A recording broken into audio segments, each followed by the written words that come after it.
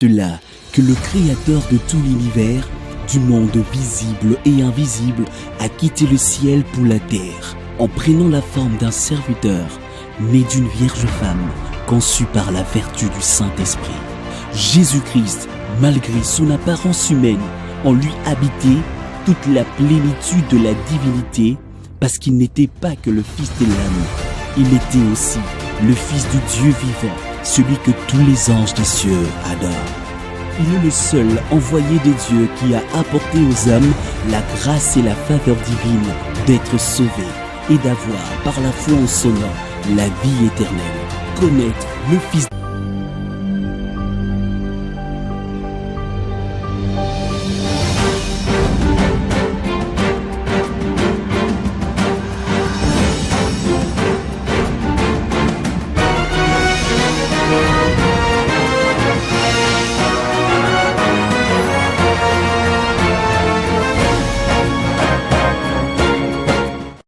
Shalom bien-aimés, je vous salue dans le nom précieux de notre Seigneur et Sauveur Jésus-Christ. C'est déjà l'heure de votre émission Posons les fondements. Posons les fondements, c'est une émission de maturité, une émission d'enseignement, une émission dans laquelle nous sommes en train de faire la promotion de Jésus-Christ, de son enseignement, de sa doctrine.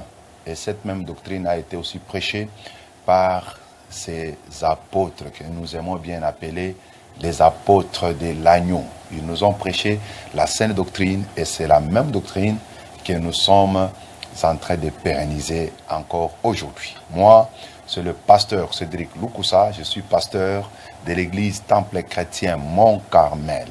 Temple Chrétien Mont-Carmel, nous sommes sur l'avenue Kitega, numéro 110, dans la commune de Kinshasa. Avenue Kitega, numéro 110, dans la commune de Kinshasa. C'est là où nous nous réunissons chaque mercredi et vendredi de 17h30 à 19h30 et aussi le dimanche, c'est de 8h juste à 11h30. Que le Seigneur vous bénisse abondamment.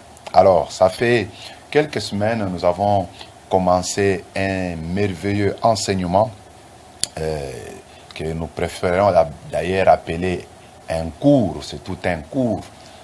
Parce que pour ceux qui sont habitués de cette émission Posons les fondements, vous allez voir que ce n'est pas une émission des exhortations, on ne donne pas de prédications ici, mais nous donnons des enseignements. C'est pourquoi nous préférons d'ailleurs appeler ça cours, parce que dans un même cours, vous pouvez trouver plusieurs leçons, plusieurs chapitres. C'est ce que nous sommes en train de faire. Alors, notre cours que nous avons commencé, ça fait quelques semaines, nous l'avons intitulé les mystères. Les mystères, nous avons tiré cela en 2 Corinthiens, je crois. 2 Corinthiens au chapitre 1 Corinthiens plutôt, au chapitre 1er, le verset, chapitre 4, le verset 2. 1 Corinthiens, je répète, 1 Corinthiens, chapitre 4, le verset 1 à 2, qui dit « Ainsi qu'on nous regarde comme des serviteurs de Christ et des dispensateurs des mystères de Dieu, du reste, ce qu'on demande aux dispensateurs, c'est que chacun soit trouvé fidèle. » Vous voyez un peu cela? L'apôtre Paul appelle tous les serviteurs de Dieu, tous les vrais serviteurs de Dieu, qu'ils sont dispensateurs des diverses grâces, des divers mystères, les dispensateurs des divers mystères. Donc, dans la Bible, nous trouvons qu'il y a plusieurs mystères. C'est la raison pour laquelle notre grand thème est intitulé « Les mystères ». Et dans cela, nous avons vu qu'au travers des Écritures, nous avons environ plus de 10 mystères dans la Nouvelle Alliance. Et parmi les 10 mystères, et parmi les mystères, nous en avons énuméré un peu 10 qui sont comme principaux, selon moi, qui sont un peu comme des principaux mystères. Nous avons déjà fini avec le mystère de la piété, qui était le premier et le plus grand mystère, le mystère de la piété. Et aujourd'hui, nous continuons avec le mystère de l'iniquité. C'est la deuxième partie, parce que la première partie, nous en avons déjà parlé. Et si vous voulez retrouver la première partie sur le mystère de l'iniquité, veuillez tout simplement recourir à notre chaîne YouTube Et l'adresse est sur le bas de vos écrans. Pasteur Cédric Lukusa officiel. Entrez dans notre chaîne YouTube. Vous allez trouver ces merveilleux sujets dans sa première partie. Alors, aujourd'hui, nous allons encore continuer avec le mystère de la piété, plutôt le mystère de l'iniquité. Vous voyez que ce sont des termes qui sont tellement proches. Les mystères de l'iniquité, la deuxième partie, très important. Je vous prie de lire 2 Thessaloniciens, chapitre 2, le verset 3 à 7.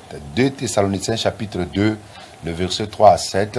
L'Écriture dit: « Que personne ne vous séduise d'aucune manière, car il faut que l'apostasie soit arrivée auparavant, et qu'on ait vu paraître l'homme du péché, le fils de la perdition, l'adversaire qui s'élève au-dessus de tout ce qu'on appelle Dieu ou de ce qu'on adore, jusqu'à s'asseoir dans le temple de Dieu, se proclamant lui-même Dieu. Ne vous souvenez-vous pas que je vous disais ces choses lorsque j'étais encore chez vous? Et maintenant, vous savez ce qui les retient, afin qu'ils ne paraissent qu'en son temps. Car le mystère de l'iniquité agit déjà. Il faut seulement que celui qui les retient encore ait disparu. Et alors paraîtra l'impie, que le Seigneur Jésus détruira par le souffle de sa bouche, et qu'il anéantira par l'éclat de son avènement. Alléluia. Que le Seigneur vous bénisse abondamment. Donc, nous avons expliqué qu'au travers de cette écriture, l'apôtre Paul était en train de parler de la seconde venue. Et il donne 2 grandes conditions pour que, avant que le Seigneur n'arrive. Il dit, premièrement, il y aura l'arrivée de l'apostasie. Nous avons expliqué l'apostasie comme étant l'abandon de la foi. Les gens qui autrefois avaient reçu la vérité, marchaient dans la vérité, avaient reçu la foi, marchaient dans la foi, l'abandonnent. Quand ils abandonnent, ils peuvent s'attacher à des esprits séducteurs. Cela a été confirmé en 1 Timothée chapitre 4, le premier verset. L'Esprit dit expressement que dans les derniers temps, les gens abandonneront la foi. L'abandon de la foi, c'est ce que nous appelons l'apostasie. Ça, c'est la première condition. Avant que Jésus ne revienne, il faut que l'apostasie arrive. La deuxième condition, l'apôtre Paul souligne sur l'apparition de l'Antichrist. Cet homme de l'Antichrist est appelé dans les Écritures l'homme impie, l'adversaire qui s'élève au-dessus de tout ce qu'on adore. On l'appelle aussi le fils de la perdition. C'est un séducteur. Vous voyez un peu cela? Il faut que l'Antichrist apparaisse. Quand l'Antichrist apparaît, en ce moment-là, Jésus pourrait revenir. Mais aujourd'hui, jusqu'à présent, mes frères, nous ne voyons pas encore la personne de l'Antichrist est vrai, mais nous voyons plutôt son esprit qui est en train de travailler. Présentement, l'Antichrist travaille sous forme d'esprit. L'esprit de l'Antichrist est déjà à l'œuvre, nous l'avons souligné, mais la personne dans laquelle il s'incarnera n'est pas encore manifestée. C'est d'ailleurs ce qu'on appelle le mystère de l'iniquité. Donc, quand on parle du mystère de l'iniquité, c'est la manifestation de l'esprit de l'Antichrist avant son incarnation dans une seule personne qu'on appellera Antichrist. C'est-à-dire, avant que l'Antichrist ne vienne, c'est son esprit qui est déjà à l'œuvre. Et c'est ce que nous appelons le mystère de l'iniquité. Nous avons dit qu'est-ce que c'est le mystère de l'iniquité. Nous avons dit premièrement, le mystère de l'iniquité, comme je venais de le dire, c'est l'esprit de l'Antichrist qui est répandu et travaille présentement dans nos sociétés. L'esprit de l'Antichrist travaille déjà dans nos sociétés. L'esprit de l'Antichrist travaille déjà dans les églises. Vous voyez un peu cela? L'esprit de l'Antichrist est déjà à l'œuvre. Et nous avons montré que c'était une puissance pleine de séduction qui prépare des masses de gens à recevoir l'homme du péché. C'est une puissance. de séduction, une puissance qui prépare déjà les masses de gens, beaucoup de gens à recevoir l'homme impie, la personne de l'Antichrist. Et ne soyez pas surpris que beaucoup recevront l'Antichrist sans le savoir. Vous voyez un peu cela? Beaucoup les recevront sans le savoir, parce que la puissance là de l'Antichrist, ou l'esprit de l'Antichrist est déjà à l'œuvre. Il travaille déjà dans nos sociétés. Il faut juste avoir des lunettes spirituelles pour essayer un peu de voir ou de bien lire ou de bien voir les traces du serpent sur le rocher.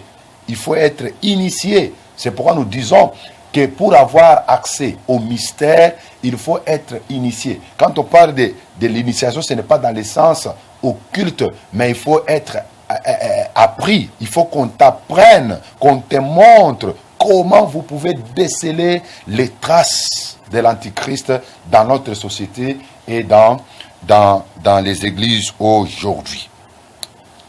Alléluia. Alors, nous avons dit aussi que l'esprit de l'Antichrist, c'est une expression qui désigne l'emprise de Satan sur le monde.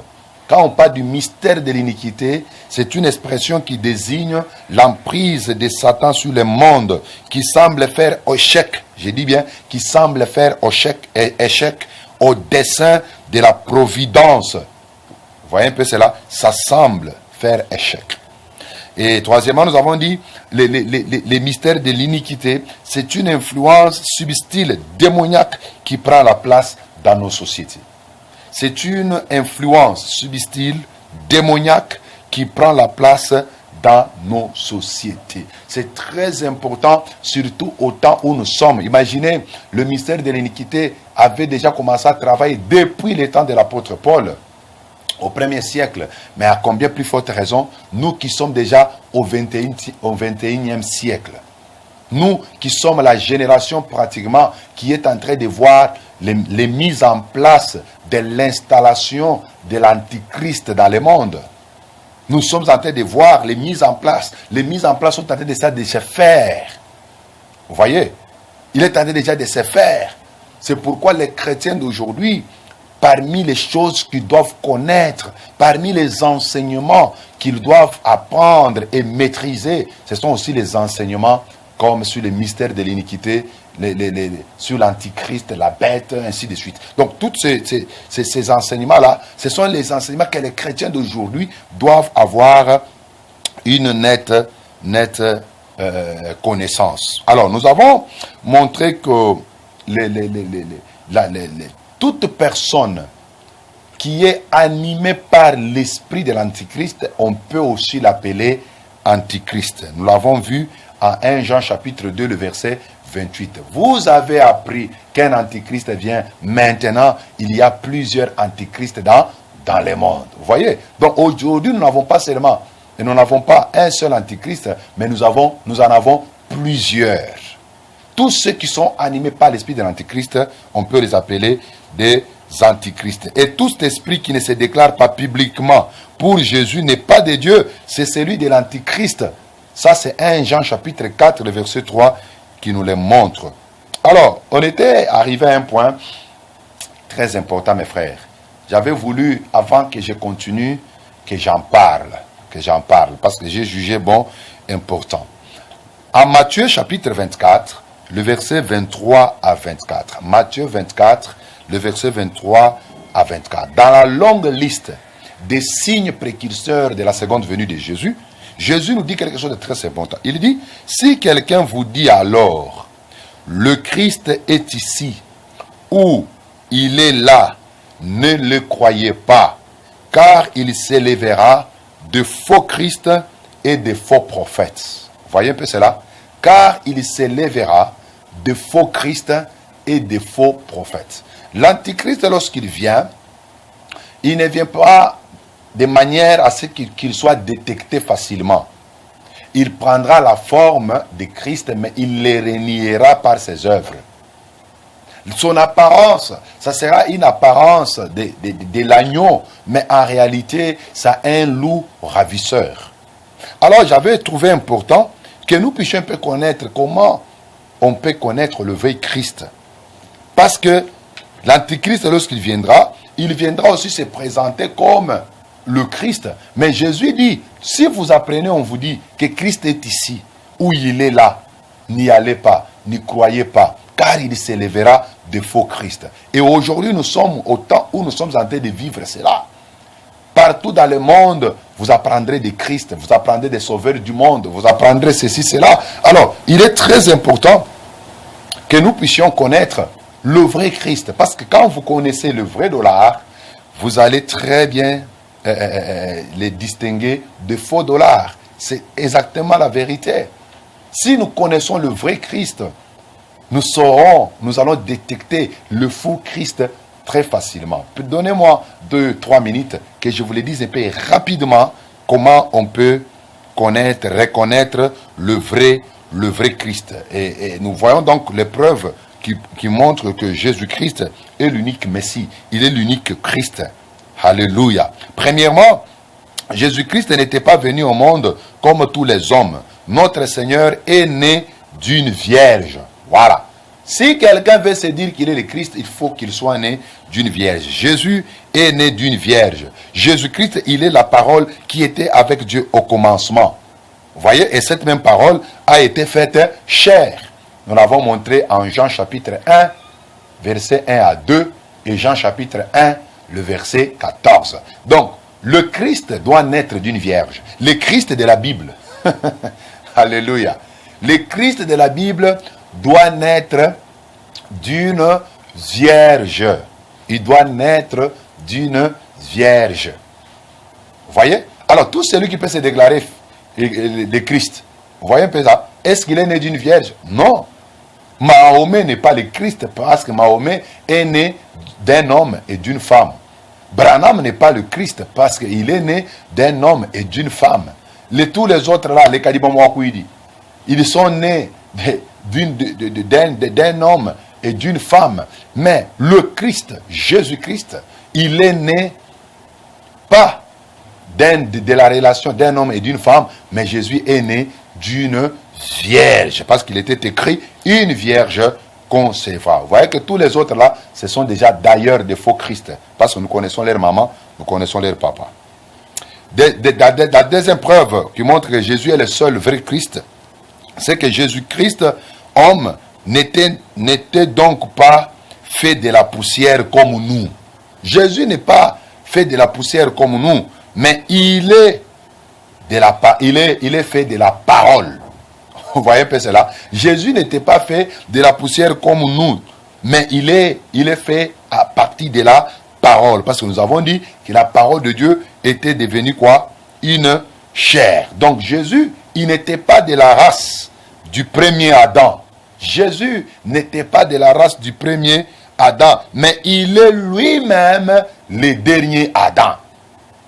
Vous voyez que le premier Adam est venu de la poussière, de la terre. Vous voyez? Et le dernier Adam, qui est Jésus, lui, il n'est pas venu de la poussière. Lui, il vient du ciel. Vous voyez un peu cela? Il vient du ciel. C'est ce que la Bible nous dit en 1 Corinthiens, chapitre 15, le verset 45. 1 Corinthiens 15, 45. Il est écrit, le premier homme tiré de la terre est terrestre, et le second homme est du ciel. Le second homme, Jésus, est du ciel. Comprenez un peu cela? Mais tout le reste, tout celui qui peut se déclarer être Christ, être le sauveur du monde, être le Messie, ce sont des faux. Parce que tous ces gens-là, ils sont sortis d'Adam, le premier Adam. Vous voyez? Mais Jésus, lui, il est descendu du ciel. Alléluia. Il vient du ciel.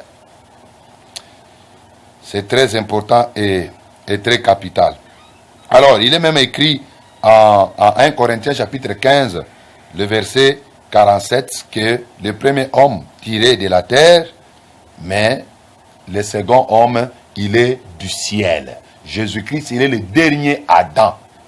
J'insiste bien, le dernier Adam. Et quand on dit dernier, c'est-à-dire après lui, on ne peut pas avoir un autre Adam. Donc si vous voyez quelqu'un se déclarer comme étant le troisième Adam, c'est un faux Christ. C'est un antichrist. Vous voyez? Parce que Jésus, il est le dernier Adam. Les Écritures nous soulignent. Alors, la troisième raison, ou la preuve qui montre que Jésus est l'unique Messie, c'est que Jésus-Christ ne nous ressemblait que par la forme physique. Mais en lui, il n'avait pas le sang de Marie. En Jésus, il n'y avait pas le sang de Marie. En Jésus, il n'y avait pas, il n'y avait pas le sang de Joseph. Vous voyez? Parce que le sang de Marie, c'était le sang du premier Adam.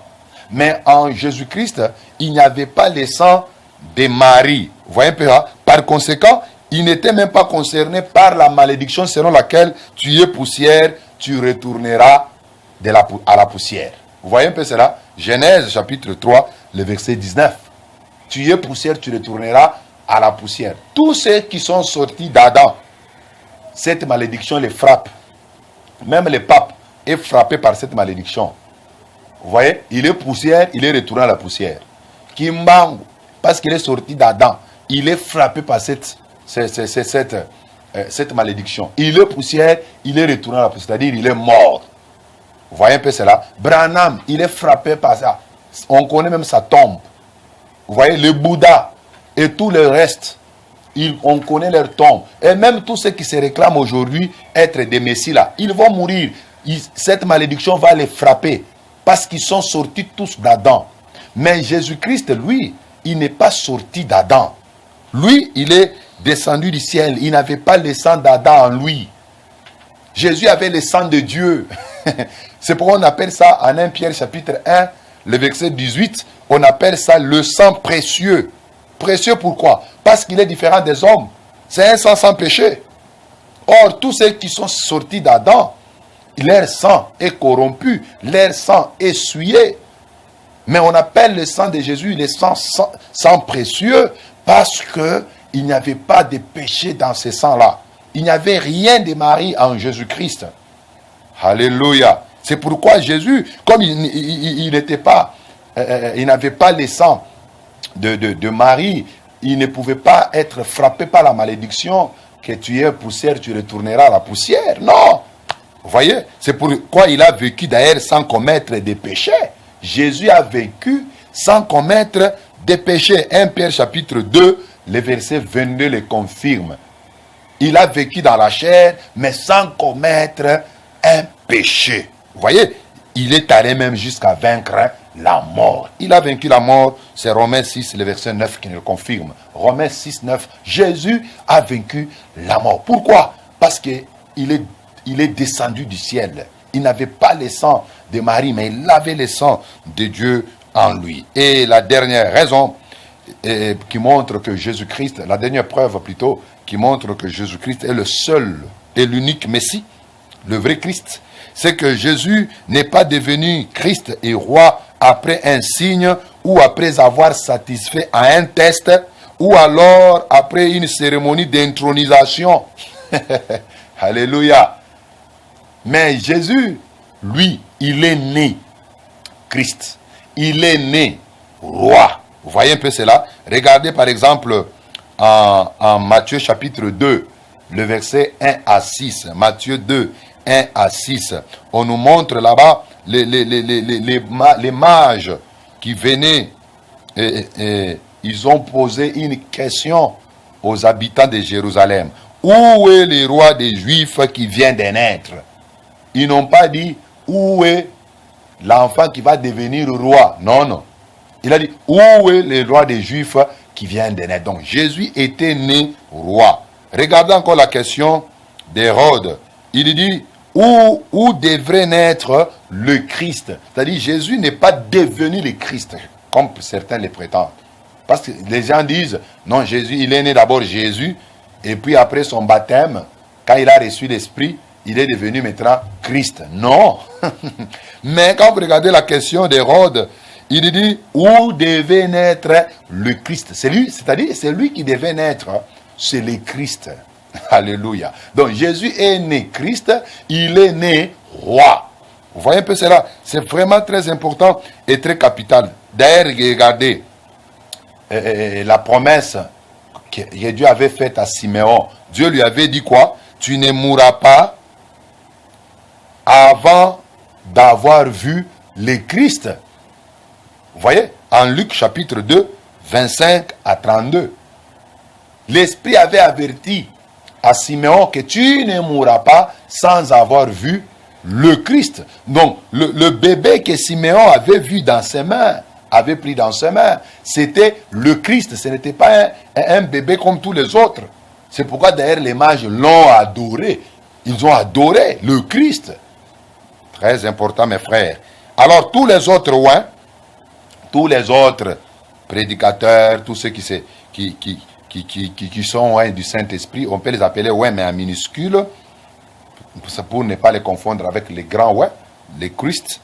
Ce sont des ambassadeurs chargés juste de la moisson. Ils ne sont pas les sauveurs du monde. Un prédicateur, même s'il fait des miracles comment, cela ne peut pas faire de lui le Christ. Parce qu'il y a les gens, parce qu'il a discerné les pensées de quelqu'un, il s'est dit que c'est le Christ. Non, attention.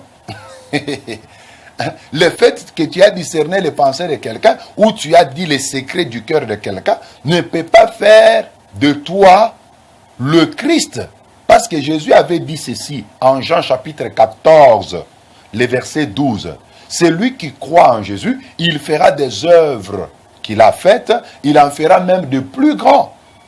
C'est-à-dire, si quelqu'un discerne les pensées de quelqu'un, c'est par la volonté de Christ, de Jésus. Mais cela ne fait pas de lui le Christ. Et c'est là où beaucoup sont tombés. Et Jésus n'opérait pas les miracles pour montrer qu'il est le Christ. Mais Jésus était né déjà Christ. Même sans miracle, il était déjà né le Christ. Il était déjà né le roi. Vous voyez? Mais aujourd'hui, beaucoup se comparent au Christ parce qu'ils ont opéré les miracles peut-être semblables à ceux que Jésus avait opérés. Alors ils commencent à prétendre être des Christ. Non, ce sont de faux Christ. Le vrai Christ, mes frères. Le vrai Christ, c'est Jésus-Christ. Il était né le roi. Alléluia. J'avais voulu souligner cette partie qui était un peu très importante. J'ai béni beaucoup le Seigneur pour cette partie. Alors, continuons maintenant. Nous sommes en train de parler sur le mystère de l'iniquité. Au premier point, nous avons expliqué qu'est-ce que c'est le mystère de l'iniquité.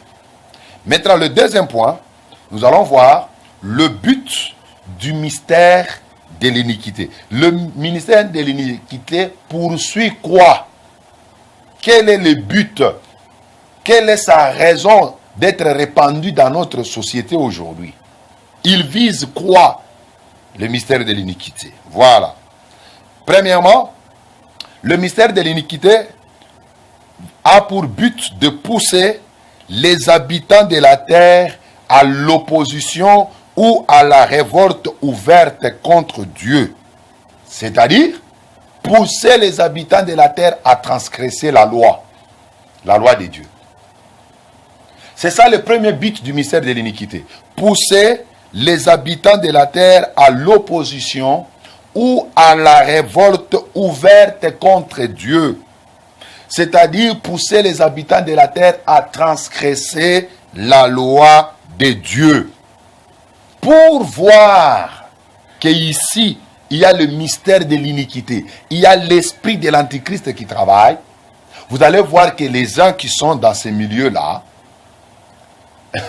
ils violent facilement la loi de Dieu. Ils transgressent facilement la loi de Dieu. C'est pourquoi on appelle le mystère de l'iniquité.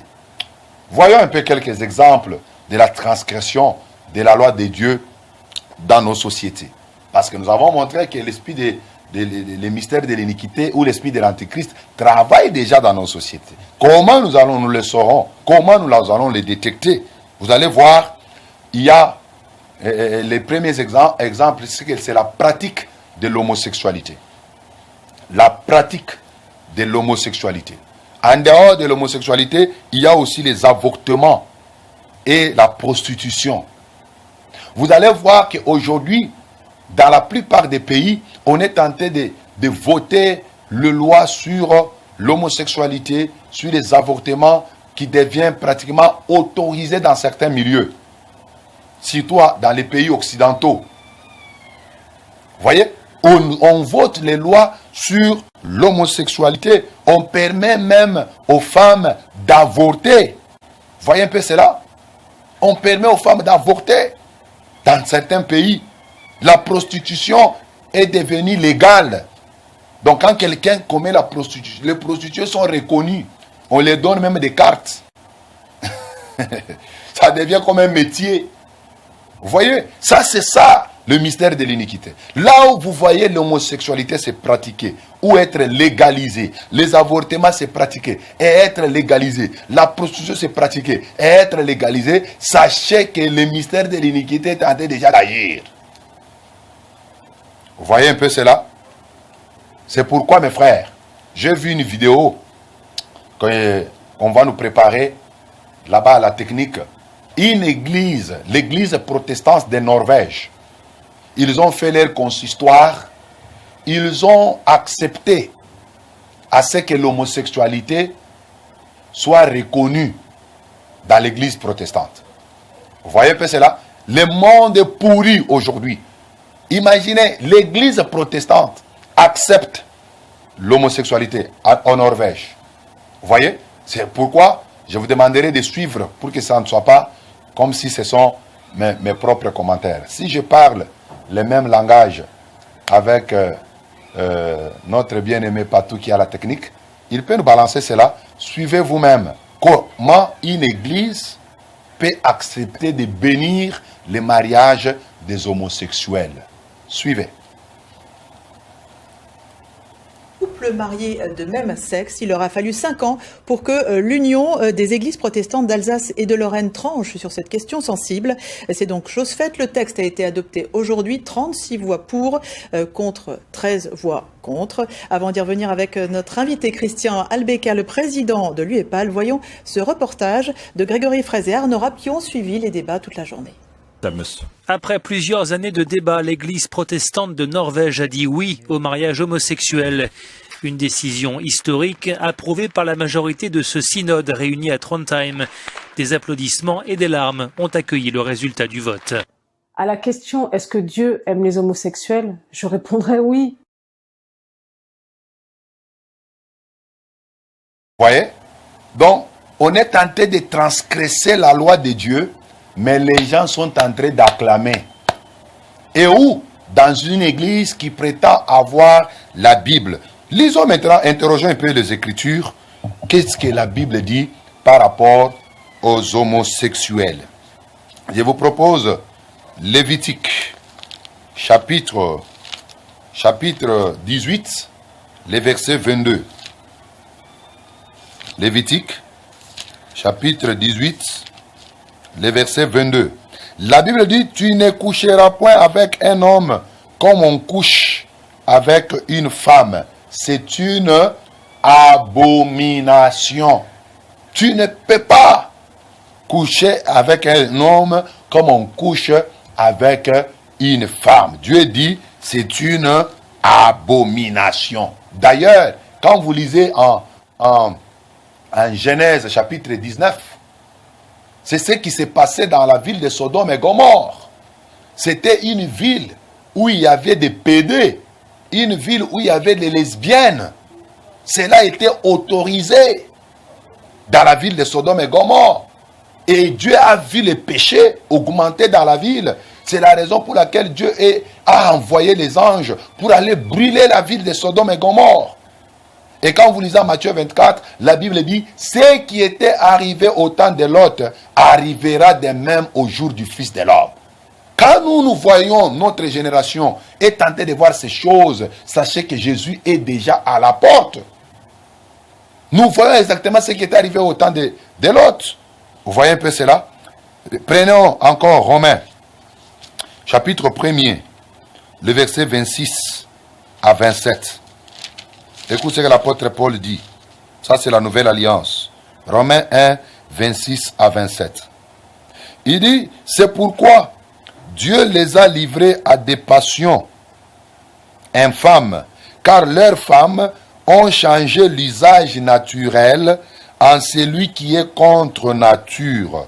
De même, les hommes abandonnant l'usage naturel de la femme se sont enflammés dans leurs désirs les uns pour les autres, commettant homme avec homme des choses infâmes et recevant en eux-mêmes les salaires que méritaient leur égarement. Ce que le monde est en train de faire aujourd'hui, c'est un travail, il y aura un salaire. C'est un égarement, il y aura le salaire de leur égarement. Vous voyez un peu cela? C'est terrible aujourd'hui, mes frères. Aujourd'hui, il y a même des gens qu'on appelle les transgenres. C'est-à-dire quelqu'un peut naître, il peut, parce qu'on connaît, nous savons que même dans la Bible, nous voyons que Dieu a créé l'homme et la femme. C'est pourquoi on parle des sexes masculins et féminins. Vous voyez un peu cela? Nous avons les genres masculins et féminins. Mais les gens qui amènent les transgenres, ils disent quoi? Quand quelqu'un naît, même s'il naît homme, même s'il naît femme, lui-même a le droit de choisir de quel genre il veut être. Alors, quelqu'un peut naître un homme, mais lui, il veut devenir une femme. Il veut prendre les genres féminins. Alors, qu'est-ce qu'il fait? Il choisit. On peut aller même faire des opérations chirurgicales. Ils appellent ça la chirurgie esthétique. Vous voyez? On peut enlever certains organes dans l'homme pour qu'il devienne comme une femme. Et on peut travailler la femme pour qu'elle devienne comme un homme. Vous voyez un peu ça? Et on appelle ça transgenre. Pour eux, ils disent qu'il n'y a pas d'un genre. C'est-à-dire masculin, féminin. Pour eux, il y a 48 genres. Pour eux, il y a 48 genres. C'est-à-dire, entre maintenant les genres masculins et les genres féminins, il y a environ 46 intertranssexuels. Vous voyez un peu ça? 46 autres genres entre les deux.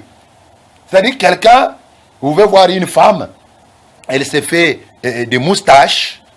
Vous voyez un peu ça? Les moustaches sortent, on fait sortir la barbe par force, on change un peu la morphologie, elle commence à parler comme un homme, elle fait les gestes comme un homme, elle commence à marcher comme un homme, jusqu'à commencer à s'habiller comme un homme. C'est de ces mêmes esprits où est venu le pantalon pour femmes. C'est dans le même esprit que le pantalon pour femmes est entré dans le monde aujourd'hui. C'est terrible aujourd'hui, mes frères, dans le monde. Attendez, on va vous proposer, bientôt je demande à la technique, on va nous préparer les discours de Poutine, le président de la Russie. Vous allez voir les choses qu'il a dites dans ces discours. Et pour nous, pour moi, il a fait ces discours-là pour s'attirer la sympathie des chrétiens du monde entier. Mais du moins dans son discours, il révèle la méchanceté des pays occidentaux. Il révèle comment les pays occidentaux sont tentés de violer la parole de Dieu. Il est allé même plus loin à les appeler qu'ils sont des faux prophètes. Il dit, vous les reconnaîtrez par leurs fruits. Écoutons ce que Poutine a déclaré.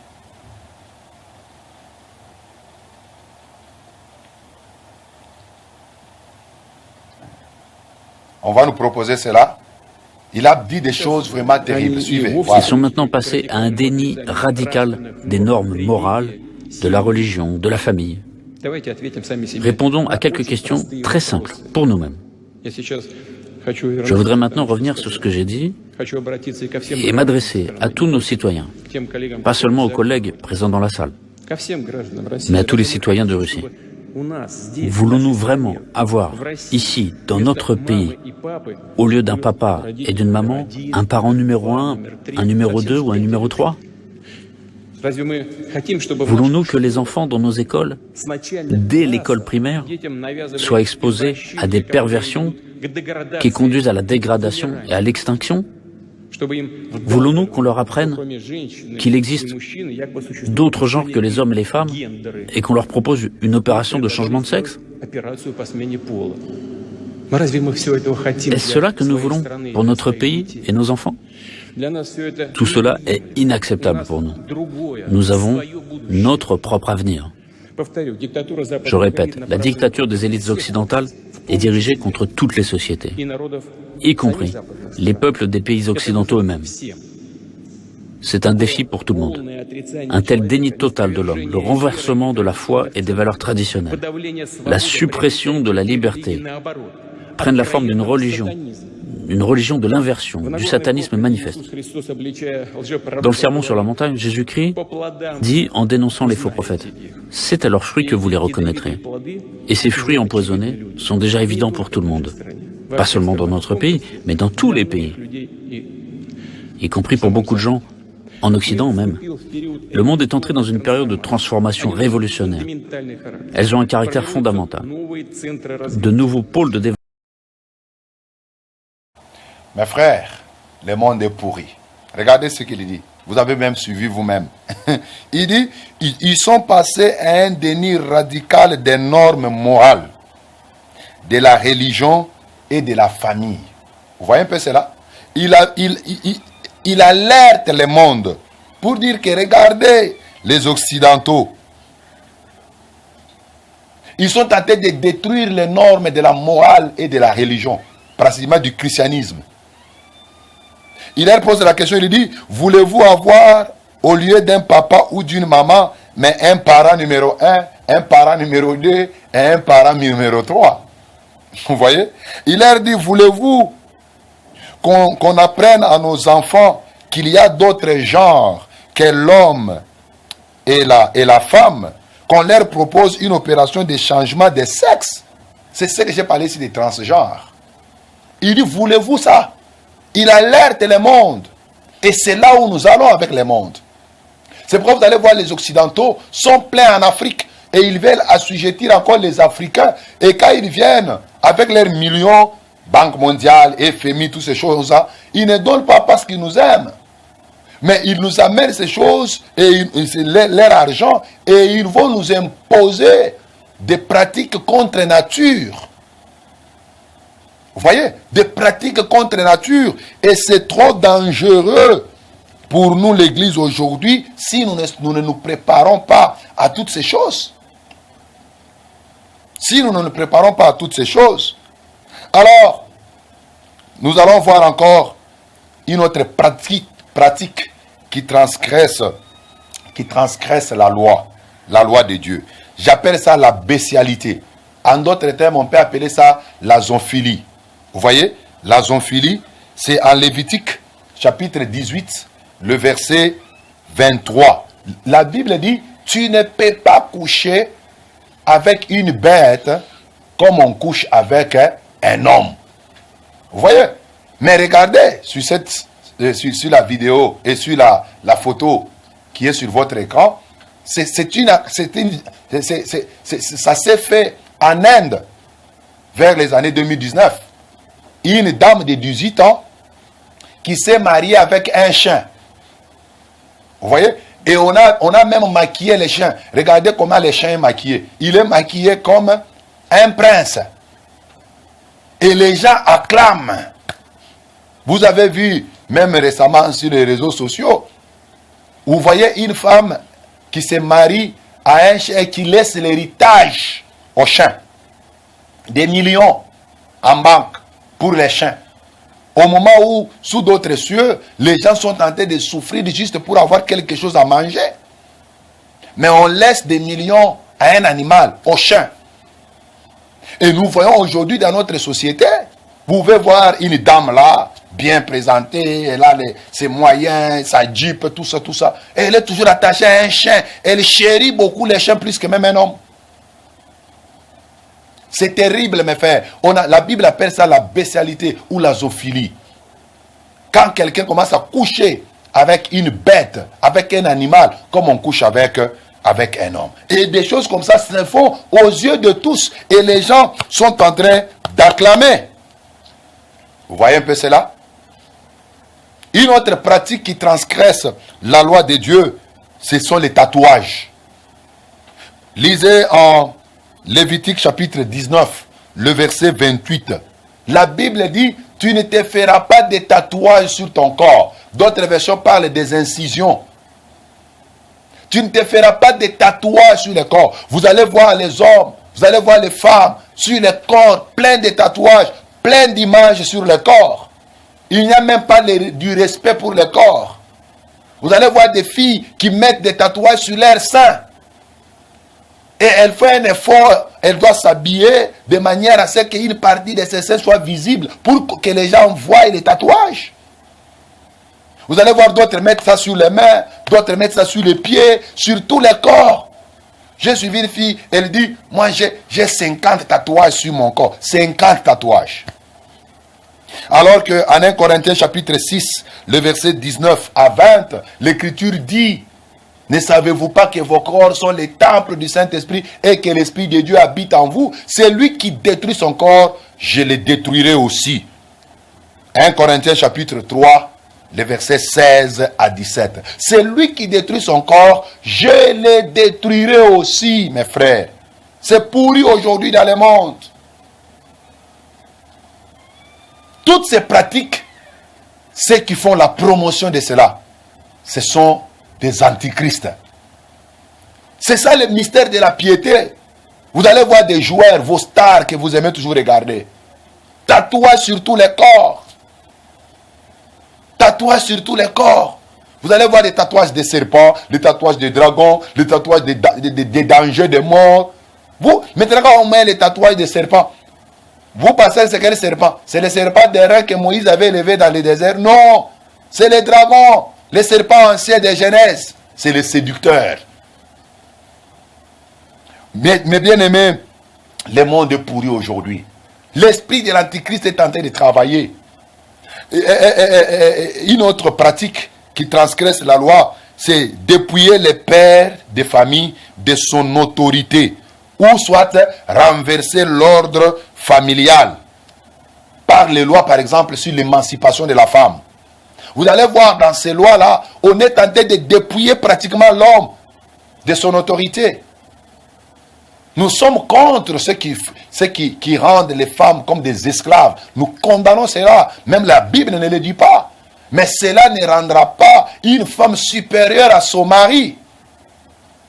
Aujourd'hui, même dans notre pays, en RDC, il y a des lois votées. Aujourd'hui, la femme peut aller travailler sans l'autorisation de son mari. Alors qu'auparavant, avant qu'une femme aille travailler, il a fallu la lettre d'autorisation de son mari. Mais avec l'émancipation de la femme, on a détruit cette loi. La femme elle est devenue maintenant libre. Vous voyez un peu cela? C'est trop dangereux.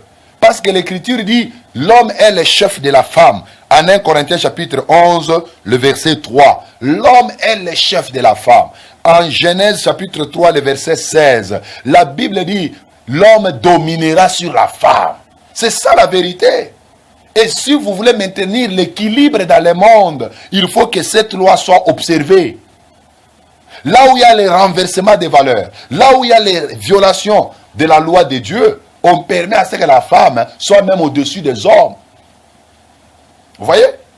Et on nous amène ça en Afrique. Malheureusement, ces choses sont entrées même dans l'église, mes frères.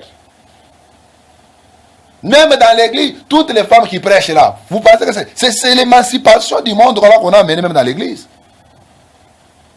Mais quand vous regardez dans des pays où on fait la promotion de l'émancipation de la femme, combien de divorces sont enregistrés là-bas? Combien de divorces? Combien de divorces sont enregistrés? C'est pourquoi, mes frères, nous devons faire très attention. On vote les lois sur le droit de l'enfant. On dit à l'enfant ses droits, mais on ne dit jamais à l'enfant ses devoirs. À tel point que tu ne peux pas tirer l'enfant à la joue. Or, l'Écriture dit, quand l'enfant est dans l'erreur, un peu de chicotte, c'est pour son bien. Mais avec les droits de l'enfant aujourd'hui, vous ne pouvez pas discipliner l'enfant. C'est quel monde que nous avons? Le monde aujourd'hui a rejeté la Bible. Le monde aujourd'hui a rejeté la loi de Dieu. C'est ça l'esprit de l'Antichrist. C'est ça le mystère de l'iniquité. Oh mes frères, que le Seigneur nous aide. Que le Seigneur nous aide. Donc, le premier but du mystère de l'iniquité, j'ai dit, c'est pour pousser les habitants de la terre à la révolte ou à l'opposition ouverte contre Dieu. C'est-à-dire amener les habitants de la terre à transgresser la loi de Dieu. Et cela peut se faire en votant des lois qui sont contre la loi de Dieu ou la parole de Dieu. L'esprit de l'Antichrist est dans nos sociétés, est en train de travailler dans nos sociétés, et nous parlons de ces choses pour éveiller la conscience des enfants de Dieu. Prochainement, mes frères, nous allons parler d'autres buts qui sont restés. Nous en parlerons et vous serez énormément bénis. Nous avons de numéros de téléphone. C'est un numéro sur WhatsApp. Vous pouvez nous écrire, vous pouvez poser des questions. Vous serez énormément bénis. Moi, c'est le pasteur Cédric Lukusa, pasteur du temple chrétien Mont-Carmel. Nous sommes sur l'avenue Kitega numéro 110. Avenue Kitega numéro 110 dans la commune de Kinshasa. Nous nous réunissons chaque mercredi et vendredi de 17h30 à 19h30 et dimanche c'est de 8h juste jusqu'à 11h à 11h30. L'émission Posons les fondements, c'est une émission qui passe chaque lundi à partir de 15h45 et la rediffusion c'est pour le samedi à 20h juste. C'est-à-dire si tu m'as suivi en retard, il n'y a pas beaucoup de regretter. Le samedi à 20h, soyez branchés sur votre meilleure chaîne chrétienne ZM, vous allez nous suivre. Ou soit, entrez tout simplement dans notre chaîne YouTube, Pasteur Cédric Lukusa officiel. Vous allez suivre encore cette émission. Vous serez énormément bénis. Ne sois pas égoïste. Moi, je vais vous retrouver les lundis prochains pour la continuité avec ces sujets. Je crois que nous allons faire un effort pour que le lundi prochain, qu'on puisse mettre un point virgule avec le mystère de l'iniquité pour passer à un autre mystère. À mon nom personnel et au nom de toute l'équipe technique des ZM et au concepteur de cette émission, M. Serge Katouma, je vous souhaite une très bonne soirée avec Jésus-Christ. Ciao.